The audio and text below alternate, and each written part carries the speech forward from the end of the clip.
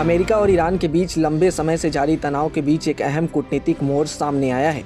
अमेरिकी राष्ट्रपति Donald Trump ने संकेत दिए हैं कि दोनों देशों के बीच युद्ध समाप्त करने के लिए बातचीत संभावित रूप से पाकिस्तान में हो सकती है। यह कदम क्षेत्र में स्थिरता लाने और दोनों पक्षों के बीच संबंध सुधारने की दिशा में महत्वपूर्ण माना जा रहा है। मंगलवार को ट्रंप ने सोशल मीडिया पर पाकिस्तान के प्रधानमंत्री शहबाज शरीफ के एक संदेश का स्क्रीनशॉट साझा किया। शरीफ ने संदेश में लिखा कि अगर अमेरिका और ईरान सहमत हों तो पाकिस्तान इस बातचीत की मेजबानी करने के लिए तैयार है और इससे अपने लिए सम्मान की बात मानेगा।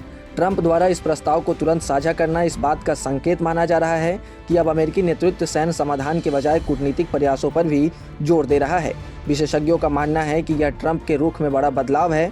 इससे पहले वे बार बार दावा करते रहे थे कि अमेरिका ने ईरान के खिलाफ संघर्ष में पहले ही बढ़त हासिल कर ली है, लेकिन अब बातचीत की संभावना सामने आने से साफ है कि दोनों पक्ष किसी अस्थायी समाधान की तलाश में हैं।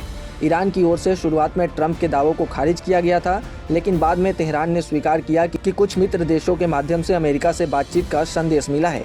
फिलहाल यह स्पष्ट नहीं है कि ईरान की ओर से कौन प्रतिनिधित्व करेगा, लेकिन संसद अध्यक्ष मोहम्मद बघेर गलीबाफ का नाम संभावित प्रतिनिधि के रूप में सामने आया है। रिपोर्ट्स के अनुसार ट्रंप के करीबी सहयोगी स्टीव विटकॉफ और उनके दामाद जेरेड कुशनर इस सप्ताह पाकिस्तान में ईरानी प्रतिनिधिमंडल से मुलाकात कर सकते हैं। इसके अलावा अमेरिकी उपराष्ट्रपति जेडी वैंस के भी इस वार्ता में शामिल होने की संभावना जताई जा रही है। JD is involved and Marco is involved and Jared Kushner is involved, very smart guy, and Steve Witkoff, smart guy, is involved. And I'm involved. Why? I'm going to be so big. Oh, I don't want to talk about it. I'm the president of the United States, Tom, and I'm not going to talk about it. It's beneath me to talk about saving millions of lives, because that's what you're talking about. You're talking about saving millions of lives.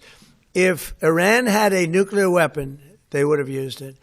And if I didn't end the horrible Barack Hussein Obama Iran nuclear deal in my first administration, they would have had a nuclear weapon 3 or 4 years ago. They would have used it. I would have never gotten the chance probably to be president. Who knows if what it would have been so devastating. इस पूरी प्रक्रिया में पाकिस्तान की भूमिका बेहद अहम मानी जा रही है। पाकिस्तानी सेना प्रमुख मुनीर और पाकिस्तान के नेतृत्व के प्रयासों को संभावित वार्ता के पीछे निर्णायक माना जा रहा है। पहले भी पाकिस्तान ने इस तरह के कूटनीतिक प्रयासों में मध्यस्थता का काम किया है, जिससे क्षेत्रीय स्थिरता को बढ़ावा मिला है। विशेषज्ञों का मानना है कि यदि यह वार्ता सफल होती है तो यह न केवल अमेरिका और ईरान के बीच संबंधों में सुधार ला सकती है, बल्कि पूरे मध्य पूर्व क्षेत्र में स्थिरता के नए रास्ते खोल सकती है। फिलहाल वैश्विक नजरें इस संभावित कूटनीतिक पहल और इसकी नतीजों पर टिकी हुई है, लेकिन एक बात साफ है कि पाकिस्तान की मेजबानी भारत के लिए थोड़ी मुश्किल हो सकती है, क्योंकि जिस पाकिस्तान को भारत लगातार आतंकिस्तान बताते आ रहा है और आतंकी से जुड़े देश बताते आ रहा है, उस पाकिस्तान की मेजबानी भारत के लिए वैश्विक पटल पर थोड़ी मुश्किल हो सकती है। हालांकि ऐसे ही तमाम अपडेट्स और शेयर मार्केट से जुड़ी तमाम जानकारी के लिए आप बने रहें गुड रिटर्न्स डिजिटल के साथ।